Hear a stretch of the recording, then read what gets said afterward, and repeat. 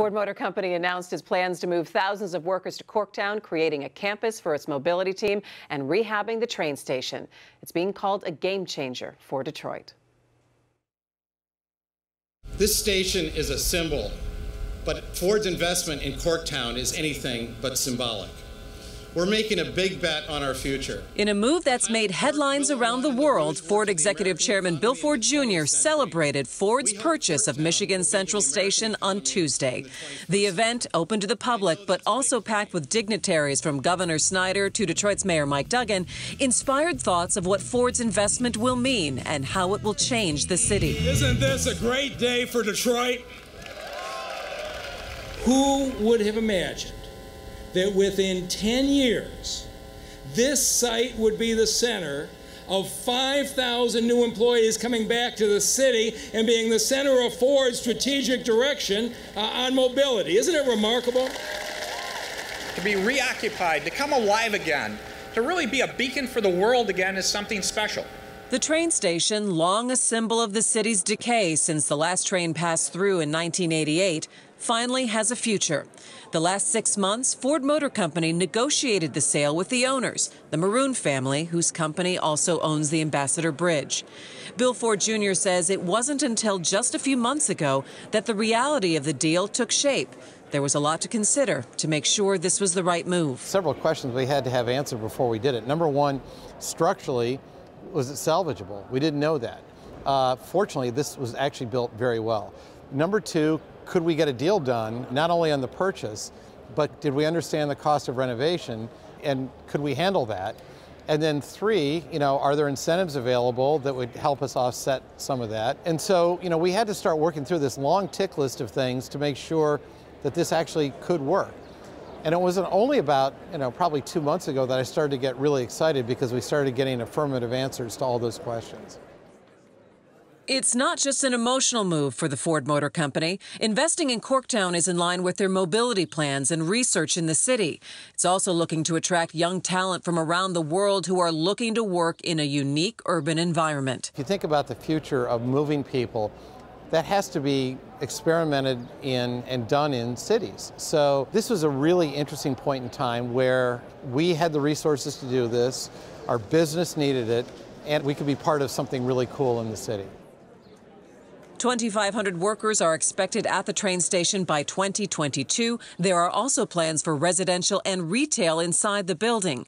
And the campus will extend to other properties in Corktown for at least 1.2 million square feet of workspace and an eventual worker total of 5,000.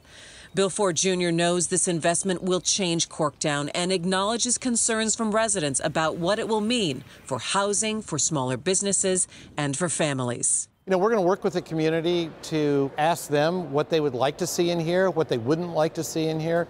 There's a lot of space in here that could be really exciting. And we could have farmers markets, we could have restaurants and coffee shops and unique retail, we could have performing arts space. I mean, there's sort of no limit to the creativity. And we are going to take a little bit of time to sort all that through. There will be tours of the train station open to the public this week. Let's bring in our MiWeek contributors, Nolan Finn, the editorial page editor of the Detroit News, and Stephen Henderson, host of Detroit Today on WDET Radio. Guys, I think when you see some of the renderings, it's just kind of like you have to take a breath. Yeah. I never thought I'd see something like this. No. I think in my lifetime when it came to the train station. Stephen, let me start with you. This is the most difficult challenge. Yeah, right? No, I remember as a kid going there to get on the train to go places, and it was never as nice then. This is in the 70s and 80s. It was never as nice as those pictures that we've seen there. I mean, it was dying then, and then of course they closed it in 1988, and it's just sat there haunting that neighborhood. I can't think symbolically of a bigger sort of sign, I guess, of Detroit going in a different direction than the idea that the train station will sort of be reborn and stop haunting that. Well, and be part of the future, really, and not just someone's not just building out and putting tenants in it, making it the centerpiece of future mobility. One of the things about Ford doing this also is think of how Ford has been a little bit on the sidelines of the downtown and midtown recovery. They haven't dealt in the way some of the other companies has. This is a representation, I think, of them coming in to join GM and Blue Cross and Quicken and these other folks. Ford came in early with the Rensen. And then they sold it. Got out. And you know, this train station's been the biggest challenge, I think, in terms of redevelopment and what are you going to do with this building. As Bill Ford mentioned, it's built really well, which made it really expensive to tear down, and probably why it's still standing after all these years. But it's going to be very expensive to rebuild too. And I had a column today, you know, asking the question, we already can't find workers in Detroit to do all of our projects. We've got this coming along, the Hudson site skyscraper, Monroe block, the district, on and on and on. The workforce shortage, the skilled trade shortage is going to become very critical in Detroit over the next couple of years as all this unfolds. You know, I think that's a really good point, Nolan, and you did write in there talking about they're bringing workers in from Chicago, from Ohio, from different places to be able to work on a lot of these projects. I want to step back, though, and look at some of the headlines I think that we've seen from this, saying that this is a game changer for the city of Detroit. Is it truly? Well, it depends on how we do it. It's like everything else. I mean, it is a game changer for that neighborhood. Let's start there. That site has held back Corktown, I think, in a really dramatic way over the last 30 years. Even as you've seen other people, you think of the businesses that have opened along Michigan Avenue between downtown and that site, I think they've all been a little hamstrung by the fact that that site was there. So activating that site really does push Corktown, I think, into sort of full forward gear. Is that a good thing or a bad thing? I think if you're living in Corktown, are you a little wary of this? But I think that's the flip side of it is, can we do this in a way that benefits everybody, or do they have to be winners and losers? And we're not really great at answering that question right now in Detroit. I think you have to hope that the Fords approach this in a way that's respectful of the community and thinking about some of the challenges that they will introduce to that neighborhood by doing what they're doing. You have to hope that city government is playing its role and saying, yeah, this is great, we love this investment, but here's the ways we need to protect Detroiters and Detroiters' interests, not just in Corktown, but other places. This will be a test of how well. But if you look at those aerial photos, there's a lot of empty space in that neighborhood. The industrial space is empty, but the residential space. The industrial space, there's a lot of room for building a lot of different things in that neighborhood. I think what you'll see here is, what you're starting to see is downtown becoming a contiguous unit. Over its years of abandonment, downtown was left with a lot of little pockets, New Center, Midtown, downtown proper, Corktown, the east side neighborhoods near downtown. They all were sort of isolated in little pockets. You're starting to see, you look at the jail project coming on, on the jail site.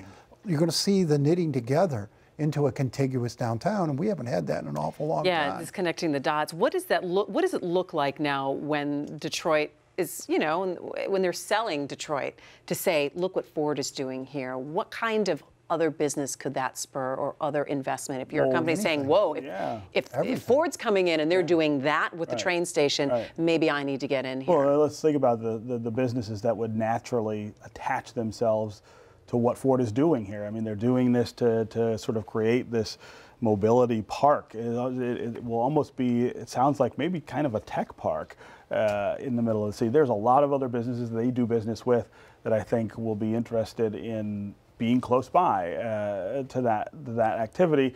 And as Nolan said, there's a lot of industrial space down there that's dying or dead, that is ripe for that kind of development. So there's no question that'll happen. But I think that commercial corridor also along Michigan Avenue between downtown and Corktown, and then going, you know, away from Corktown into Southwest, it lifts all of that, or the potential for all of that. You've got to assume that Ford wants to connect its Dearborn campus to this campus, and you know, that makes Michigan Avenue a very important strip. Sure. And you've seen the gradual build out of Michigan Avenue, and you know, I think this benefits Southwest Detroit.